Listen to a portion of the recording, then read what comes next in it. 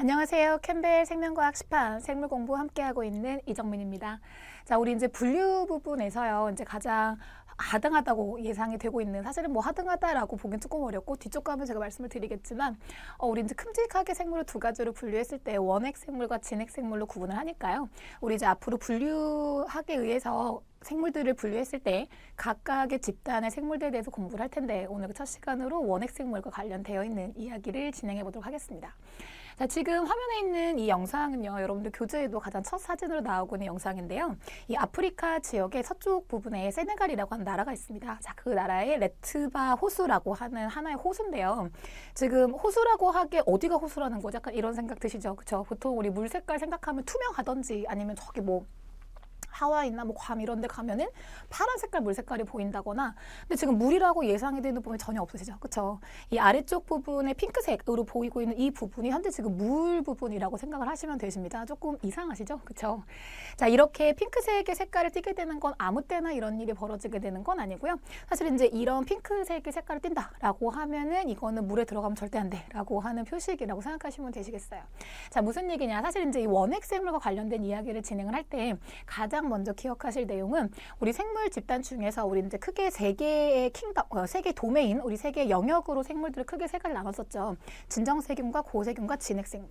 근데 각각의 생물들 종류 중에 진핵생물 같은 경우에는 이제 원생생물하고 균계에 해당하는 곰팡이, 버섯 이런 것들, 그다음에 식물계, 동물계 이렇게 큼직하게 개로 나눠본다라고 했을 때 가장 많은 종류의 생물들이 속하는 부분이 원핵생물 쪽입니다.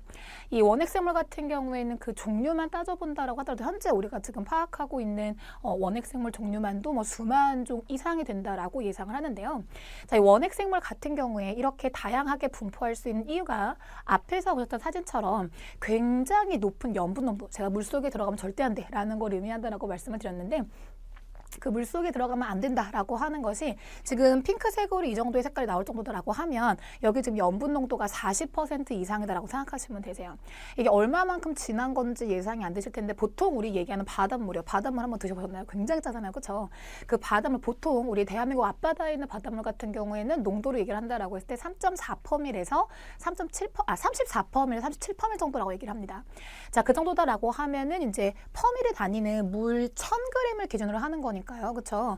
보통 우리가 따져본다라고 할 때 퍼밀 단위로 한다라고 하면은 바닷물이 이렇게까지 진하지는 않습니다. 40% 정도라고 하면 여러분들 일반적인 세포 집어넣으면 다 쪼그라드는 그런 상태라고 보시면 되는 거거든요. 자, 그런데 갑자기 이 염분 농도가 높은 이 바다 얘기를 왜 하느냐? 지금 이 바다의 색깔이 염분 농도가 높다고 저렇게 핑크색이 되진 않을 거고, 핑크색이 되는 이유는 그 높은 염분 농도에서 분포하는 세균들, 보통 우리가 이제 박테리아라고 부르는 원핵 생물들이 엄청 많이 분포를 하기 때문에 저렇게 핑크색이 나온다라고 생각을 하시면 되시겠어요. 자, 따라서 우리 세균에 대해서 얘기를 할 때 적응의 달인이라고 지금 도입 부분에 제목이 나와 있을 텐데, 이 원핵 생물 같은 경우에는 저게 생물이 살 수 있을까? 도저히 못 살 것 같은데 라고 하는 환경에서도 생존을 하는 생물종이라고 생각을 하시면 되십니다. 제가 초반부 도입할 때 하등하다라고 얘기를 했다가 사실은 그렇게만 말할 수는 없고 라고 말씀을 드렸던 이유가, 사실 원핵 생물 같은 경우에 지구의 원시 지구 상태에서 생명체가 맨 처음 등장했다라고 했을 때 그 시기에 등장했던 생물종은 원핵 생물이었을 거야 라고 예상을 하고 있어요. 자, 그렇다는 얘기는 그 옛날부터 시작해서 원핵 생물들은 현재까지 여러분 주변에 조그만 음식 놔두면 금방 부패해버리고, 뭐 젖산균이라고 하는 것들이 있어가지고 김치를 뭐 발효시킨다라든지 요구르트 만든다거나, 자, 이런 데 활발하게 활용을 하고 있기 때문에 현재에도 여러분들 주변에는 상당히 많은 종류의 원핵 생물들이 있습니다. 자, 그렇다고 한다면 그 오랜 시간 동안 지구의 환경이 바뀌는 동안에 결과적으로 적응을 해서 살아남았다라는 의미가 될 텐데요. 자, 그 적응을 하는 과정에서 사실은 누가 봐도 생물이 살기에 적합한 쾌적한 환경이 있죠. 온도도 적합하고 물도 적합하고 양분도 적합하다. 자, 이런 쾌적한 환경 같은 경우에는 덩치 큰 동물들한테 이미 뺏겨버린 상황이라고 보시면 되세요.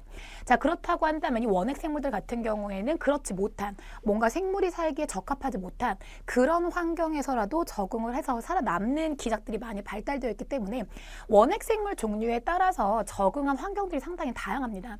지금 레트바 호수를 예시로 말씀을 드렸는데, 자, 거기 분포하고 있는 할로박테리아라고 하는 생물 종들은요, 우리가 이제 아주 높은 염분 농도에서 생존이 가능한 생물종이라고 얘기를 합니다. 그래서 이 할로박테리아가 지금 핑크색을 띠게 되는 것이, 이 할로박테리아들이 세균 로놉신이라고 하는 붉은색의 색소를 띠는 물질을 가지고 있고요. 이 붉은색의 색소를 띠는 물질들이 빛 에너지를 이용을 해서 결과적으로 자신의 생존에 필요한 ATP를 합성하는, 우리 뒤쪽 가서 우리 원핵 생물들 분류할 때 말씀을 드리겠지만, 이런 경우에 빛 에너지를 이용을 해서 ATP를 만들 수 있는 광종속 생물이라고 얘기를 할 수 있습니다. 자, 따라서 이 생물들 같은 경우에는 빛이 있고 간단한 무기물만 있다라고 한다면 사실은 뭐 다른 조건들이 뭐가 됐건 큰 상관이 없는 생물들이기 때문에, 실제로 그 바닷물 같은 경우에는 농도가, 호수물 같은 경우에는 농도가 40% 이상이다라고 제가 말씀을 드렸었죠. 자, 이 정도의 높은 염분 환경에서도 생존이 가능하다라는 겁니다. 자, 기본적으로 원핵 생물의 경우에는 단세포 생물이 원칙인데요. 자, 그렇다고 한다면 그 세포 하나를 가지고, 아주 간단한 세포 구조를 가지고 이런 환경에 어떻게 살아남을 수 있는지 예상이 잘 안 되십니다. 자, 일단 기본적으로 염분 환경이 이렇다라고 한다면, 여러분들 앞에서 배웠던 생화학적 지식을 다 끌어와 보세요. 자, 세포 안쪽에는 분명히 어떤 체액들이 있을 거고, 이 안쪽에는 일정 농도가 있을 겁니다. 확실하게 말할 수 있는 건 40%보다는 이 안쪽의 농도가 낮은 농도죠. 자, 그렇다고 한다면 세포막을 중심으로 세포 안쪽은 저농도고 바깥쪽은 고농도야 라고 하는 농도 구배가 만들어졌다 라고 하는 경우에, 우리 생화학 파트에서 배웠었던 삼투의 원리로 생각을 해본다고 하면 저농도 쪽에서 고농도 쪽으로 물이 빠져나가야 정상이죠. 따라서 이 과정에서 수분 손실이 다량이 예상이 되고, 일반적인 세포 같은 경우에는 이 환경에서는 수분 손실에 의해 가지고 뭐 극단적으로 얘기를 하면 말라 죽는다, 뭐 이렇게 얘기할 수 있을 거예요. 자, 그런데 여기는 할로박테리아 같은 경우에는 이 세포막에 특이적으로 가지고 있는 칼륨 이온에 대한 채널을 가지고 있어서요. 자, 이 채널, 포타슘에 대한 채널이나 또는 펌프를 가지고 있어서 에너지를 소모해가지고 안쪽 바깥쪽의 칼륨 이온 농도를 조절을 합니다. 그래서 바깥쪽이 지금 상당히 높은 농도이기 때문에 이 경우에 세포 내부도 어느 정도 농도까지는 이렇게 높일 수는 없겠지만, 어느 정도 농도까지는 세포 내부 농도를 높여서 바깥쪽과 안쪽의 농도 구배를 줄이는 방식으로 수분 손실을 예방한다라고 보시면 되시겠어요. 따라서 이 원핵 생물들이 환경에 적응을 한다라고 하는 것이, 그렇게 안 좋은 환경에서도 얘는 버틸 수 있는 거야 라고 단순히 생각할 게 아니라, 그 세포 내부적인 구조가 이런 환경에 적응할 수 있도록 특이적인 단백질을 만든다거나 특이적 물질을 만든다라고 예상을 하시면 되시겠어요. 보통 우리가 박테리아라고 하면 우리는 병원성 박테리아에 익숙하기 때문에 몸에 안 좋은 거 아닌가라고 예상을 하시겠지만, 사실은 모든 박테리아가 병을 유발시키는 건 아니기 때문에 병원성 박테리아가 아니야 라고 하면 여러분들에게 유익하게 작용할 수 있는 공생관계 있는 균들도 있습니다. 그래서 원핵 생물이야 라고 하는 건 지저분해 벌레야 막 이렇게만 생각하실 건 아니고요. 좀 넓은 의미에서 다양한 생물종을 확보할 수 있는 생물종이라고 보시면 될 거고, 또 한 가지, 이 박테리아들이 가지고 있는 유전 물질에 의해서 여러 가지 진화 과정에도 관여하는 것이 있기 때문에 생태계를 유지한다라는 관점으로 보셨을 때 굉장히 중요한 생물종이라고 보실 수가 있습니다. 자, 저는 지금 맨 처음에 나왔던 사진 때문에 염분 농도에 적응을 한 예시만 말씀을 드렸는데요. 이 원핵 생물들 중에는 우리 사람들 같은 경우에는 아시다시피 뭐 엑스레이 같은 경우에 1년 동안에 찍을 수 있는 양이 한계가 돼 있고요. 한계가 있고, 또 임산부 같은 경우에는 되도록이면은 그런 방사선에 노출시키지 않는 걸 원칙으로 하죠.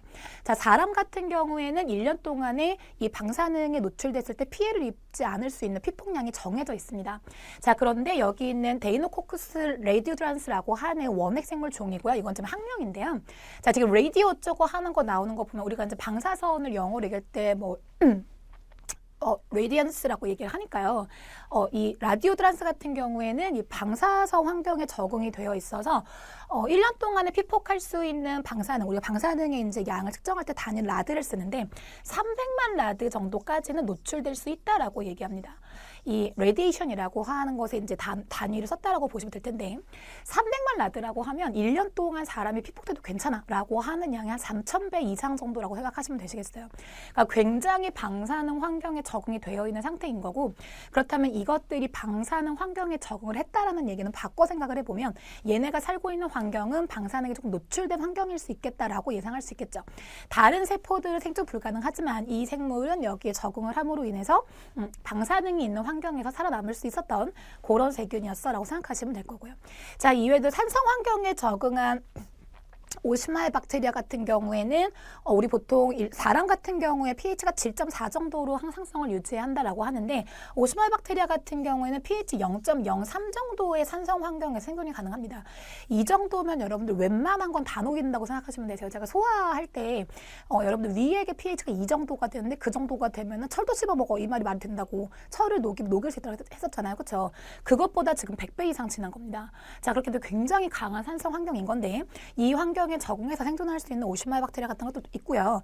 이것뿐만이 아니라 뭐 굉장히 높은 온도에 적응을 해서 고온의 온천지대에서 주로 발견되는 호열성 세균들도 있고 또는 메탄 적응을 하는 과정에서 메탄 생성세균 같은 경우에는 우리가 예상하고 있었던 메탄이 발생하는 적이 보통 우리 쓰레기 집화장을 생각하거든요. 거기에서 생존할 수 있는 세균들까지 굉장히 지금 극한 환경이지만 생물이 살 수 없다고 예상되는 환경이지만 그 환경에 적응을 하는 구조가 발달됨으로 인해서 원핵 생물들 같은 경우에는 생존 가능 범위가 다양해지고 그렇기 때문에 생물도 다양해지고 그래서 주변에 있는 개들 중에서 여러 생물 개들 중에서 가장 다양한 생물종이 포함되어 있는 생물 개다라고 생각하시면 되겠습니다.